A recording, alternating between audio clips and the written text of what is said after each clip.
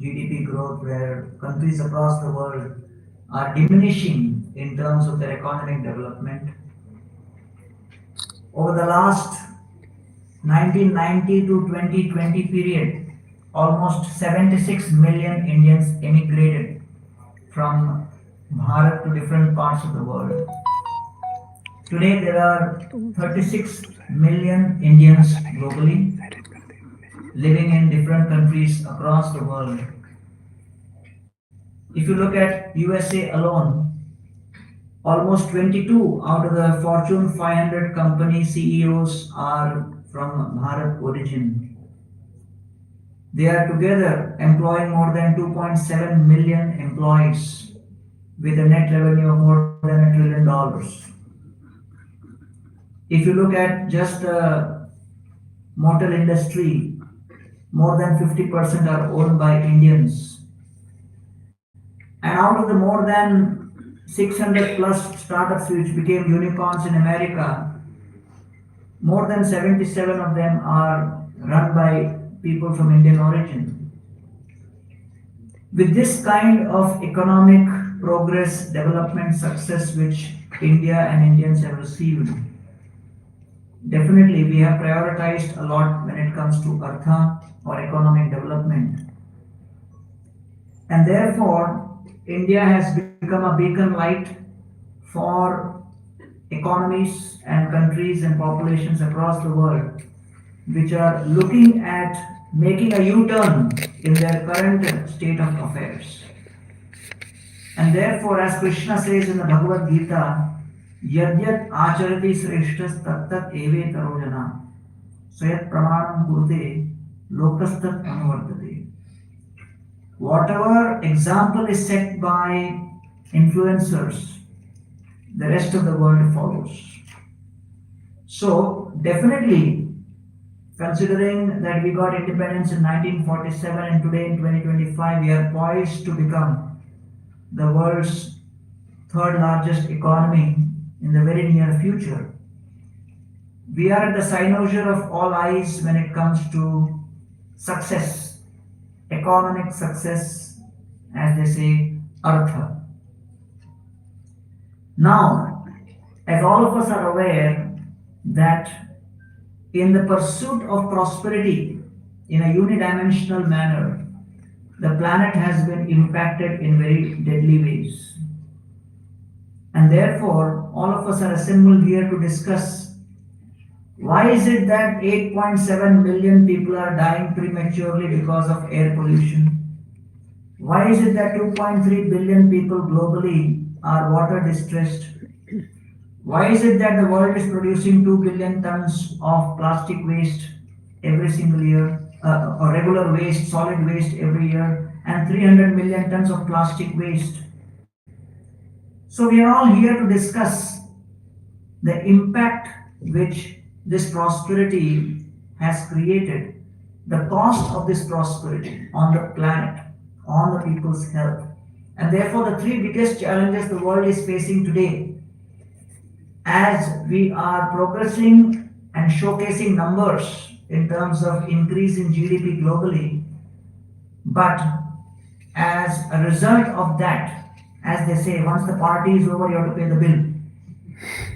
So, what we see today is three kinds of deteriorating impacts. First is in the personal lives of people.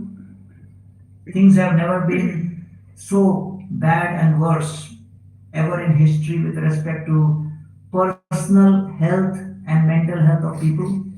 Second is with respect to the impact on the planet at all levels. And third is in terms of interpersonal conflicts, either between people or between countries or nation states.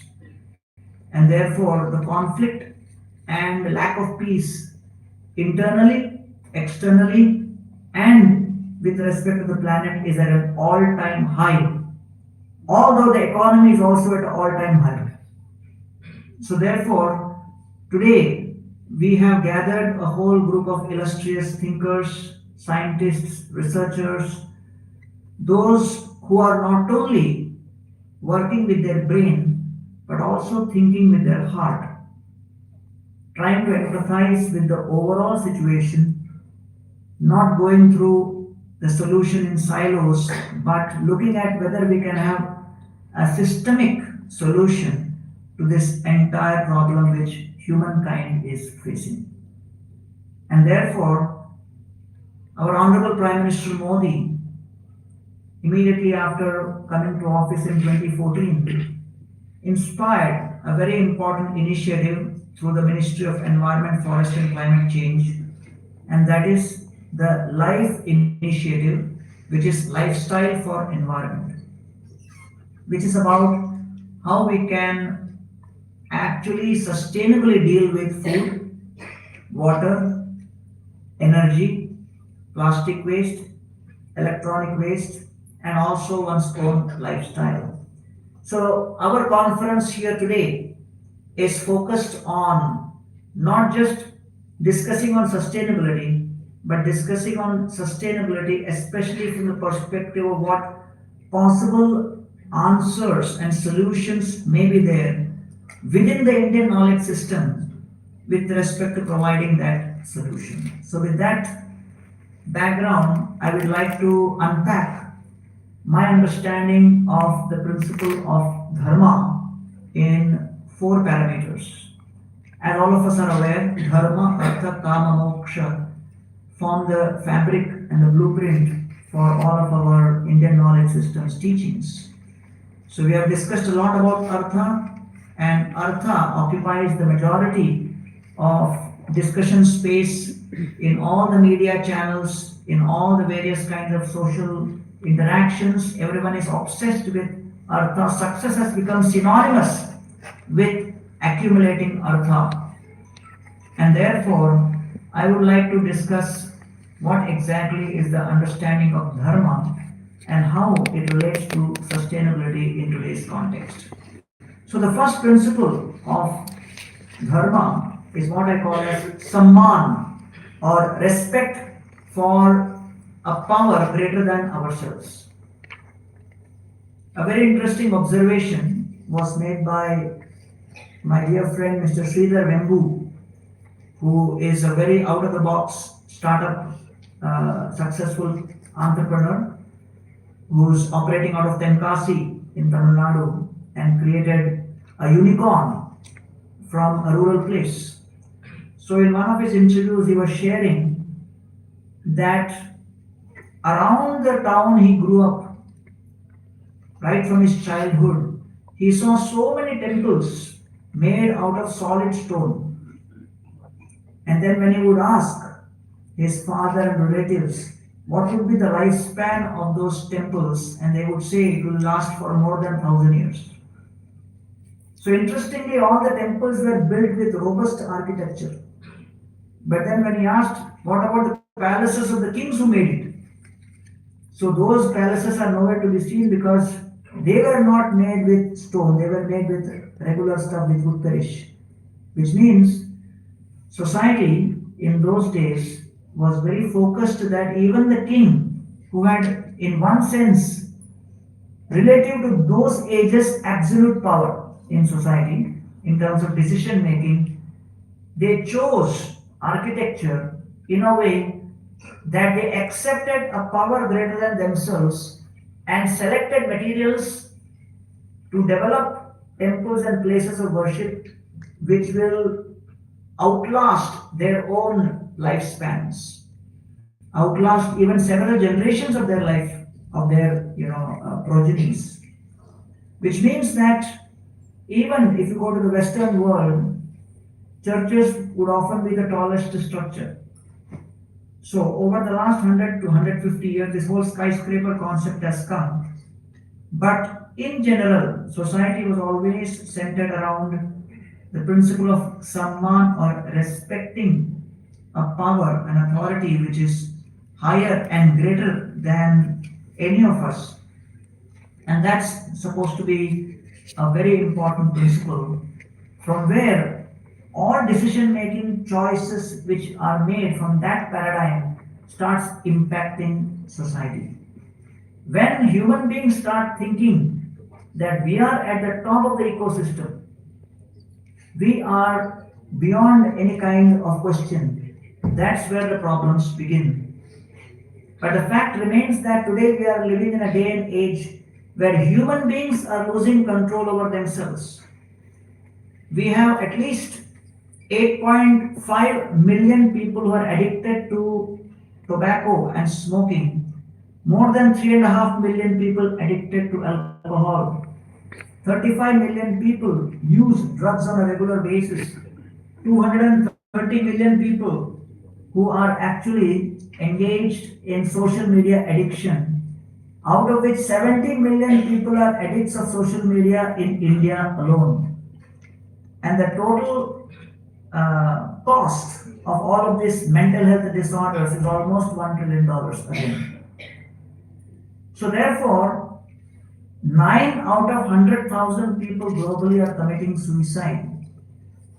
So we should realize that although human beings try to stand at the top of the pyramid of modern civilization, the actual reality is quite different, and we are actually quite vulnerable. In fact, many times people also ask me that, hey, you are in IIT Bombay, how you became IIT, from IIT you became IIT Baba. So, when I was in IIT, one of my friends, he tried to commit suicide. And when we asked him, he told that he would always come the number one topper. But in that one exam, he got the silver medal, he could not handle it. So he just couldn't deal with that situation, so he tried to commit suicide. Because he was used to or addicted to being number one. So there was a gap between the expectation and reality. And in the same exam, I had 3 or 4 of my friends who failed in 3, 4 subjects. They were moving around the campus peacefully, blissfully, as if nothing happened. Blessing others also. Just relax. What's the problem? Look at us. So I asked them that how come you guys are so shameless? You have failed in 3, 4 subjects. You are moving around the campus peacefully, and they said, अपना philosophy simple है, college में घुसना अपना काम है, निकालना college का.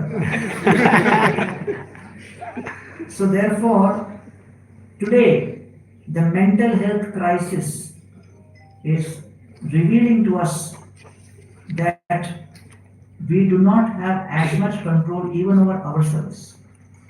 So we need to recognize that there are some powers above us, and that's what the Upanishad says. Ishavasyam idam sarvam yat kinchit jagatyam jagat tena tyaktena bhunjita ma grada kascha siddhanam. When we try to solve problems at our own level without understanding how the entire ecosystem is functioning, we create more problems than the original problem. If you consider just city of Delhi in 2016, they actually consumed petrol and diesel almost 1 billion liters. And out of that, to burn that, you would require at least 4 to 6 billion liters of oxygen. And for that, you would need at least 60 crore trees, which will require 47,000 square kilometers, whereas Delhi NCR is only 147 square kilometers. So just imagine if our paradigm of success is each family should have not just 1 car, but 2 cars or 3 cars. And based on that, if our paradigm of success continues, how we are going to accommodate living in this world? We'll be living in inferno. And so in 1915 period, there was a real case study where Delhi experienced a lot of cobra snakes, a profuse increase in the number of cobra snakes in the city. So the British officer came up with a idea that anybody catches a cobra snake, kills it and brings a dead cobra snake, we will give 25 paise as reward. So he thought that will solve the problem. But he didn't know he was dealing with India. People think out of the box. So when the announcement came, the farmers around Delhi thought it's a great business idea, and they started rearing cobra farms. So in a few years' time, they realized what is going on, And then when some of the local people reported that this is what is going on, so the British officer became very upset and angry and he announced, I cancel the scheme. You will not get money. So the farmers became angry, they released all the cobras in Delhi only. So when the solution is worse than the original problem, you call it the cobra effect. And therefore, today, one of the main reasons of our discussion is what kind of solutions we can think of which will not be enhancing the problem but actually solving the problem inside out. So when there is samman, respect, then you have what is known as sanyam, which is restraint. Nirashir yadajittatma chakta sarva parigraha shariram kevalam karma kurvan apnoti kilvisha. Bhagavad Gita says everything begins with self-restraint. And this is one of the biggest needs for society today. People have lost control over their own habits, over their own thoughts, over their own likes and dislikes. And therefore, this principle of restraint is very important because only when we recognize that there is a superior power and we learn to respect, we also realize that there are millions of other species also living on the planet. And therefore, if I have to respect others' quota and work within my quota, then I need to have restraint. Otherwise, I will cross the boundary. And therefore, this restraint is very important. And today, the episodes of angry outbursts are at an all-time high. And the social media data is also revealing that angry outbursts actually create more social media traction than any others.